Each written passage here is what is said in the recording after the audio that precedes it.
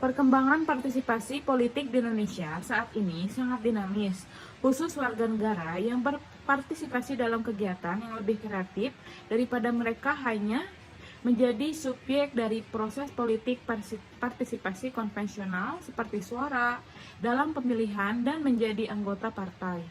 Telah mengalami tren menurun atau normalisasi sejak terbalik dari era reformasi. Di sisi lain, jumlah kelompok warga aktif mempengaruhi proses politik berkembang pesat dalam bentuk kedua organisasi, non-pemerintah, dan kelompok visip.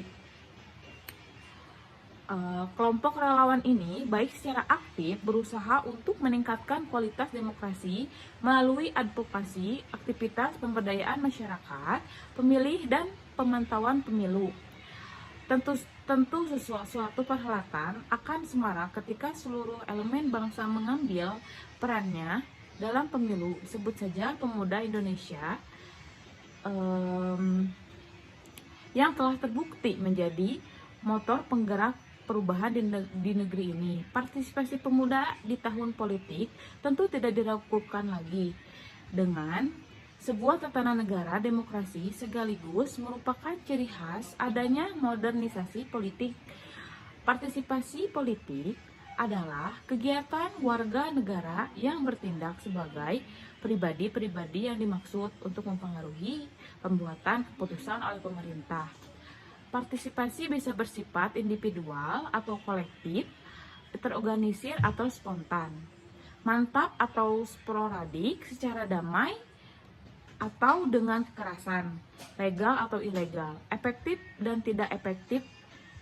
Selanjutnya juga memberikan pengertian yang sejalan dengan pengertian partisipasi politik di atas, yakni partisipasi politik sebagai kegiatan warga negara dalam mempengaruhi proses pembuatan dan pelaksanaan kebijakan umum dan ikut menentukan pimpinan pemerintahan. Partisipasi politik tersebut didefinisikan sebagai keikutsertaan warga negara dalam pembuatan dan pelaksanaan kebijakan publik yang dilakukan oleh warga seperti biasa. Pilpres 2009 sebagai salah satu proses berjalannya demokrasi di mana mempertemukan kembali bertarungnya calon presiden Insinyur Haji Joko Widodo dan Prabowo Pilpres 2019. Sebagian pengulangan dari 2014 berbeda dengan Pilpres 2004 dan 2009.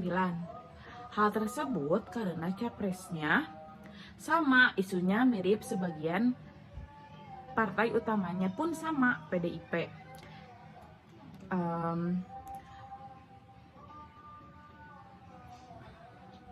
Sedangkan Prabowo, dukungan tambahan dari partai pendukung yaitu Partai Berkarya dan Partai Garuda.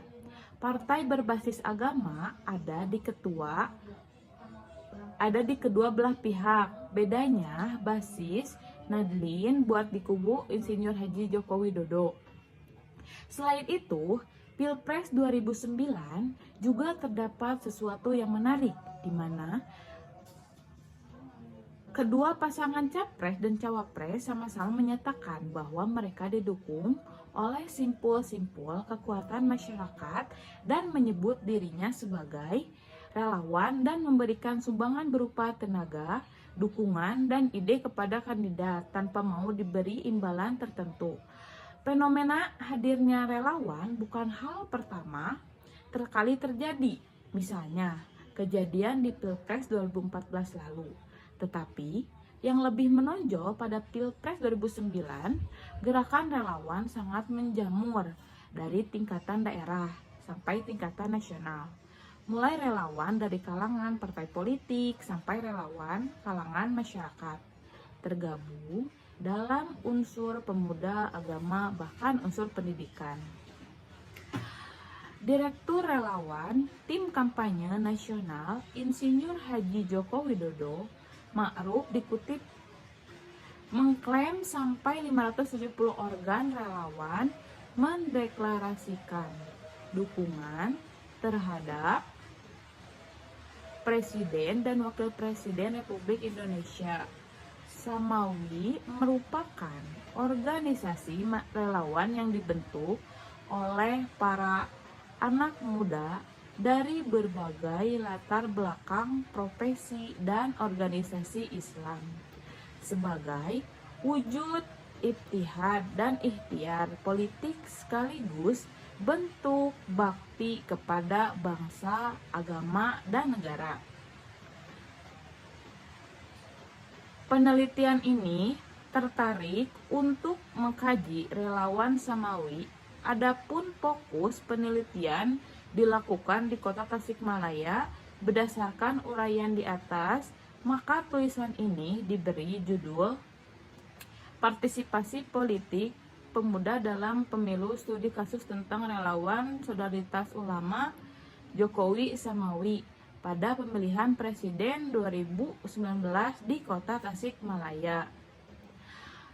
Ada sejumlah konsep atau pengertian tentang partisipasi politik. Misalnya,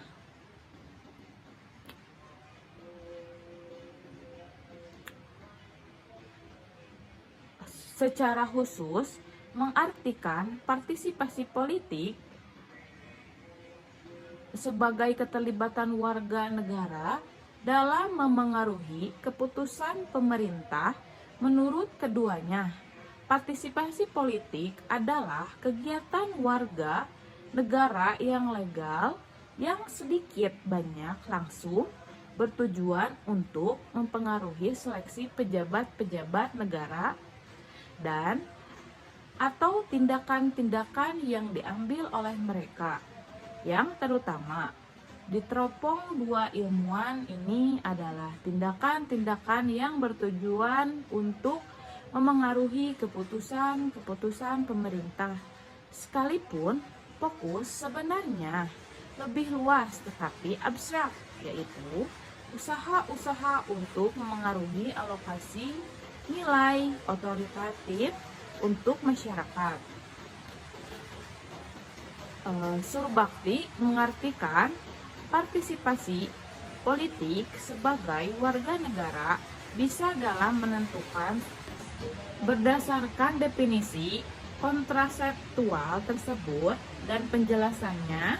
Setiap partisipasi politik yang dilakukan termanifestasikan dalam kegiatan-kegiatan sukarela yang nyata, dilakukan tidak menekan pada sikap-sikap.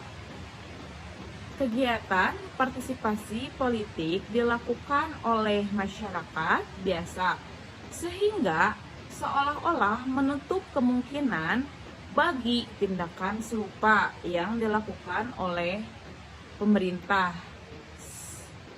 Bukan warga negara biasa, institusi yang menjadi objek politik dalam partisipasi politik adalah pemerintah sebagai pemegang otoritas. Partisipasi politik juga memiliki tujuan-tujuan yang berkenaan dengan signifikasi partisipasi politik terhadap aktivitas-aktivitas pemerintahan. Berkenaan dengan signifikan partisipasi politik terhadap aktivitas-aktivitas pemerintahan, anggota masyarakat yang berpartisipasi dalam proses politik terdorong oleh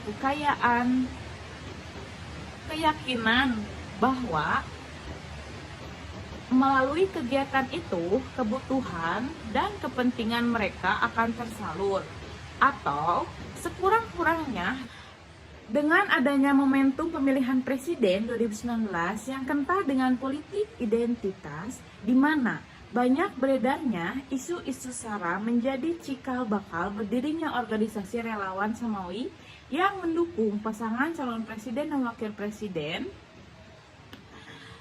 Lebih spesifik, munculnya organisasi relawan Samawi terdiri dari dua faktor internal dan faktor eksternal. Faktor internal yang menandai berdirinya organisasi relawan ini adalah sosok Insinyur Haji Joko Widodo yang sudah teruji secara kepemimpinan dan program yang dijalankan langsung dirasakan oleh persiapan diri dan cek DPT. Hal yang pertama perlu dipersiapkan para pemuda cerdas adalah cek data diri pada daftar pemilih tetap atau DPT sesuai dengan daerah pemilihan. Cek DPT berfungsi untuk memastikan nama pemilih yang akan menyumbangkan suara pada pemilu sesuai dengan keadaan yang ada.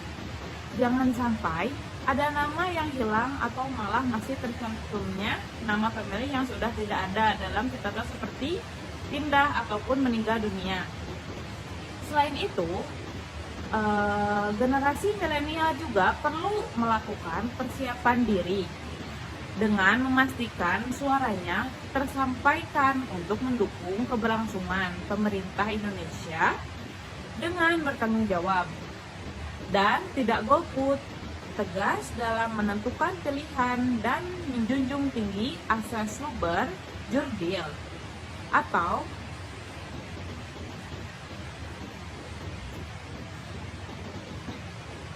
cek riwayat hidup calon pemimpin.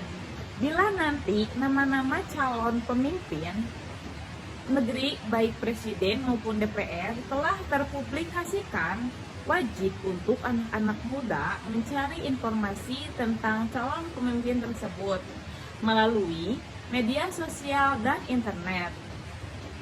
Riwayat hidup dari calon pemimpin dapat dijadikan patokan dalam melihat cara memimpin, prestasi atau kebijakan yang telah dilakukan sebelumnya.